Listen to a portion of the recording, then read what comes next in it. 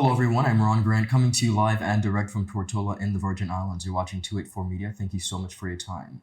Worldwide, May is observed as World Mental Health Month. As you all know, the daily stressors that affect us cause anxiety, depression, and a range of feelings that cause many to suffer from various mental health aspects. Today, I'm joined by two professionals from the Wellness Center. They are founder and clinical psychologist Dr. Micheal Turnbull, along with Dr. Seepersad, an educational psychologist, to speak about one, observing and paying attention to these stressors that affect us on a daily basis, and most importantly, while paying attention to them, making sure that we are in the best frame of mind. It is a conversation that many don't like to speak or engage in, but we're doing it today. So we'll be right back after a quick commercial break. At Higher BVI, we're not just about business. We're about empowering lives, and that is because we aspire to inspire. By choosing us, you're supporting a company that believes in equal opportunities, diversity, and community growth. Our mission goes beyond profit. It's about providing HR solutions, fostering talent, and leaving a positive impact. Join us in building a better future, a better BVI. Choose Higher BVI, where your support isn't just a transaction, it's a transformation. Together, we're changing lives in these beautiful Virgin Islands. Welcome back, everyone, and thank you so much for sticking with us. As promised, we are discussing all things World Mental Health Month. It is May. Dr. Turnbull and Dr. Seepersad, welcome to the studio, and thank you for your time. Thank you for having us, Ron. It's an absolute pleasure. I want to begin, Dr. Mike, with putting into perspective the importance of just observing and paying attention to one's mental health. I mean, it's essentially important, and the world stops in the month of May to talk about mental health and why it shouldn't be something that's taboo or we hide away or shun. The shirts that we're making at the Wellness Center is it's okay to not be okay. Mm-hmm. And that's the reality. And we're advocating to people to learn how this social and modern world affects us, to act, meaning find proper resources and ways and outlets to engage and advocate for others in the society. What we're doing here and the great people here at 284 Media, we're advocating, we're sending the message and talking about it publicly. Mm-hmm. And we want to join with our entire community to be able to let them know that talking about mental health and well-being is part of your holistic health. And we'll all be a better society if we just know it's okay to not be okay sometimes. And acknowledge that. And acknowledge and accept it. One of the things that I mentioned in the introduction, Dr. Mike, was the simple life stressors that we tend to just literally, I guess, adapt to throughout the day, whether it be work, life, family, children, that would sometimes contribute to one's mental health. Tell us about what some of those stressors may be and how do we tackle and balance it all? Now, it's a convenience, right? To always be connected to the internet, always have a phone, always have a device that people can be able to get in contact with you. But this modern world, this connected modern world that we're always going is causing stress. And it's causing us to be anxious when we're going to check our phone. It's causing us to be worried. We get news, we get information. It's all unfiltered 24/7 to us, no matter where we are. Now, I know that it has conveniences, but we have to be able to find ways to unplug, because that anxiety and depression is going to affect your overall well-being. And as you said prior when we started, people just go along living every day and don't notice it. Don't pick it up because it's not like a broken arm or a leg that's bleeding. No, it's inside.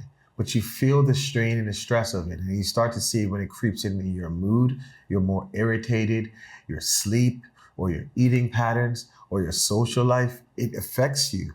And over time, as you know, sometimes people will say, life really did a number on them or people really changed. Well, their mental health was affected and maybe they didn't handle it well, or they didn't have the support of people around them to say, it's okay to not be okay. It's okay to take a mental health day. It's okay to take a weekend off. It's okay to stop. Put your phone off, not on mute or silent, off, and just do nothing for a couple hours. And that doesn't mean that you're lazy. Sometimes in our Caribbean society, rest is equated to laziness. But if you don't rest, it's going to happen to you and make you rest because your body is going to shut you down. And that's what we're trying to avoid. We're trying to avoid people feeling like they have to be superheroes and just go along life and say, I'm tired, I'm anxious. As hurricane season starts in another couple months, and they said this is going to be the busiest one. I have traumas from 6-7 years ago, and this is a lot for me. My kids are in school, things are happening in this society. I don't know what's happening with my job, my health, my parents are getting old. What is happening? These things affect your well-being, and we have to be able to find ways and healthy ways to cope with it. Absolutely. Dr. Seepersad, I want to talk about what you have observed in your line of work as it pertains to how we grapple with things like anxiety and depression. But what I've noticed that a lot of men, especially, they don't let it open up about their feelings because, they have to protect their ego. So how could I go to a therapist and be like, well, I'm feeling sad? Because as a man, you're supposed to be the provider, you're supposed to be the protector. You are deemed as a strong person. So talking about my feelings, your peers may make fun of you, but it's, as Dr. Mike said, it's okay to be okay. It's okay to detach. It's okay to just step back and reflect on, the things that you are experiencing and reach out to someone, to reach out to a trusted person who you can convey your feelings to.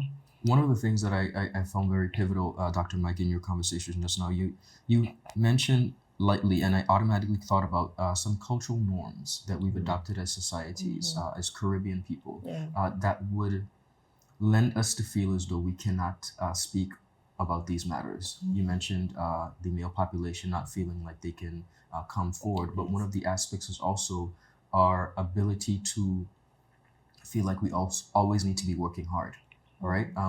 Coming from, when you observe the region, what do you say to persons who are still kind of culturally stuck? It's okay. How I say it, I'm like your friend in a safe environment. Okay. So, confidentiality is a must. So I am like the training wheels on that bicycle, helping you to be able to ride the journey of life. So come, relax. It's a comfortable environment where we build your rapport to make you feel comfortable for me to guide you through the process to become a holistic, person. And when you look at the importance of therapy in persons, whether they're coming as a child, a family, a couple, what are you most proud of when you sit with your clients and perhaps you're working with them for over a period of time and then perhaps you see some success? When they finally realize that they deserve happiness, that it's okay to not be okay, and it's okay to just talk about it, because no man is an island and we all need support.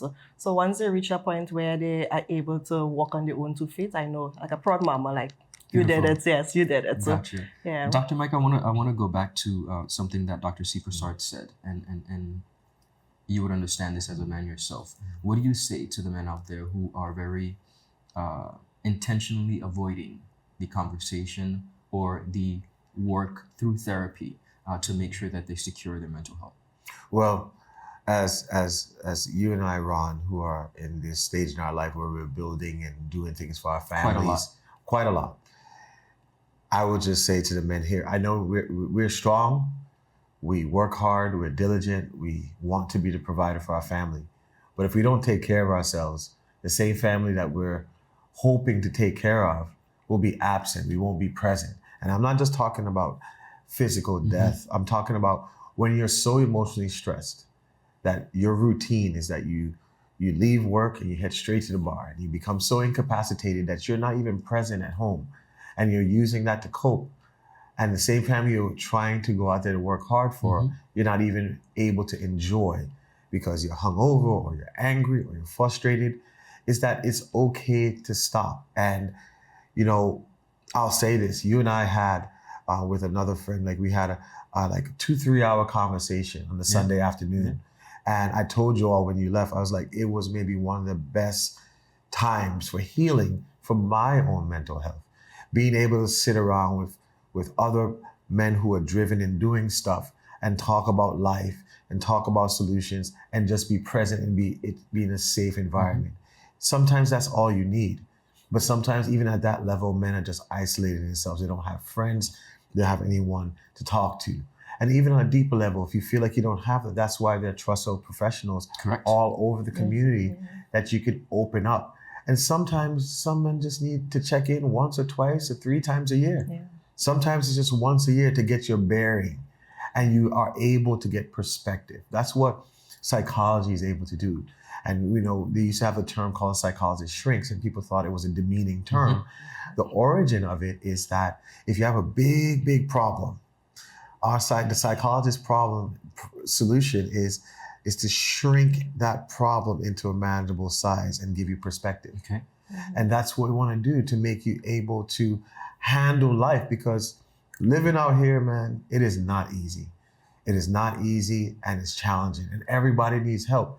It doesn't make you weaker, and all these labels that people say that you're weak or you're crazy or you need this is no, I'm human, and I am trusting a space to allow me to get further and gives me perspective.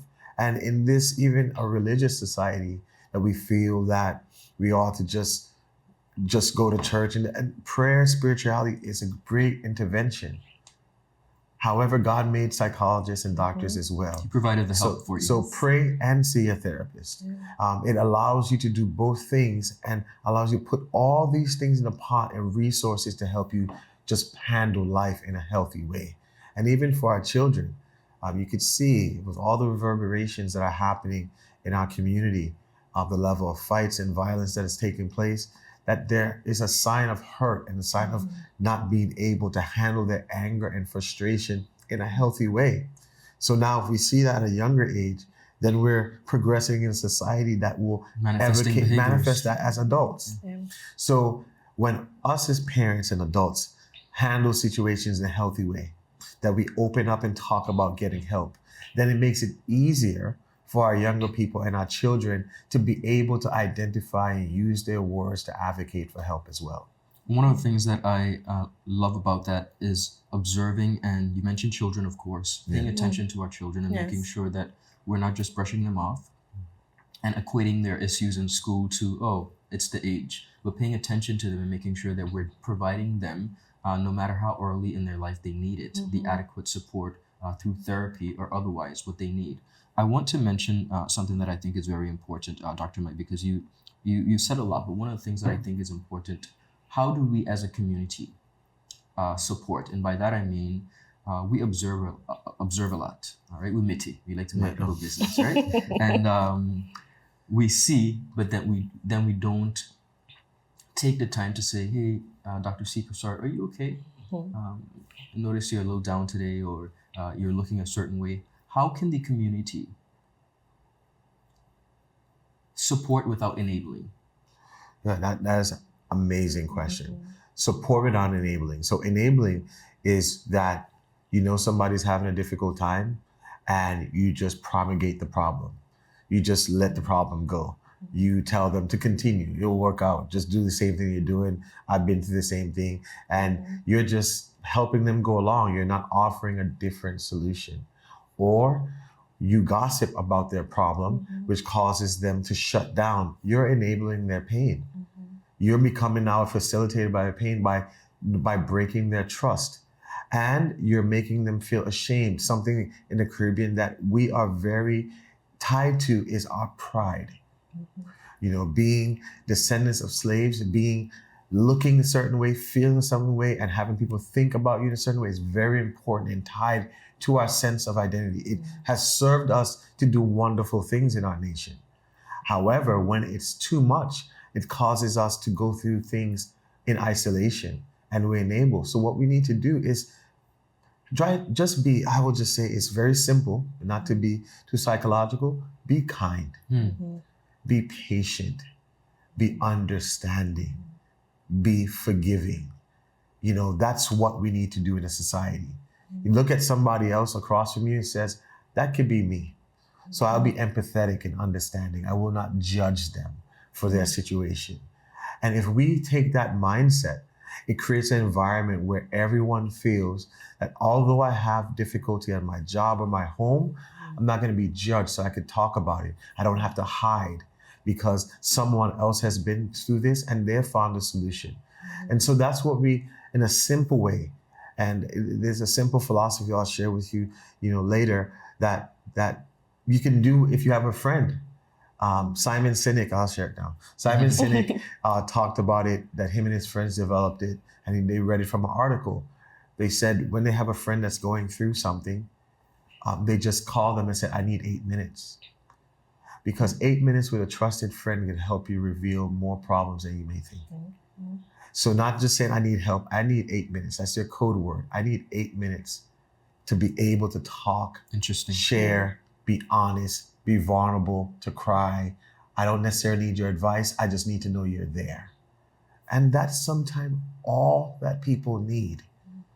That space that you create. And that's what Dr. Seepersad was saying.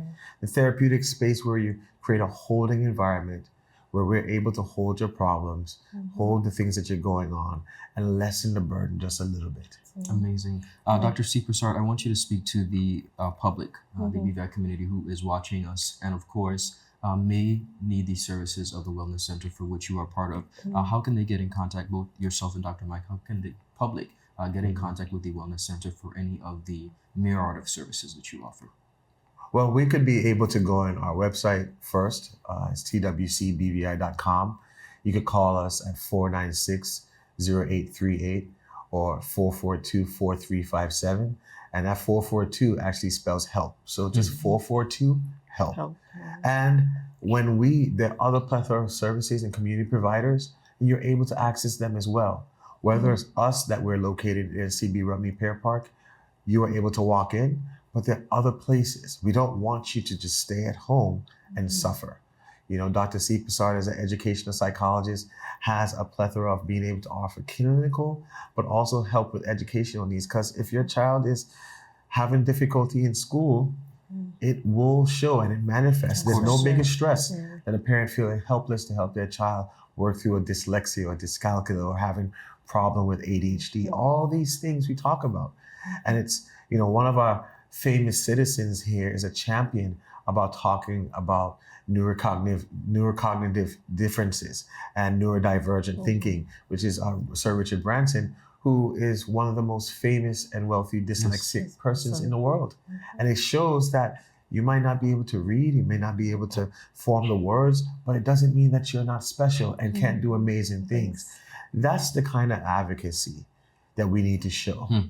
That you don't have to be perfect to have a promise, have a platform, and have a purpose. Beautiful. Yeah. And Dr. Persad, before we go, any closing remarks from you? I just want to let this society know that it's okay to not be okay, and it's okay to ask for help, and know that you're not alone on this journey. We are here for you, to help you, and for you to see yourself in that new light. Wonderful. I want to thank you both so much for coming and chatting with me. I appreciate it very much. And of course, throughout the month of May, I'm sure I'll be seeing you again. Yes. Well, thank you. You're welcome. Viewers, that's all the time we have. Of course, as it was said here by Dr. Mike and Dr. Seepersad, it is okay not to be okay. We are observing World Mental Health Month in the month of May, and we urge you to pay attention to the stressors and make sure that you are trying your best to be the best and brightest that you are. Have a beautiful rest of the day. Goodbye.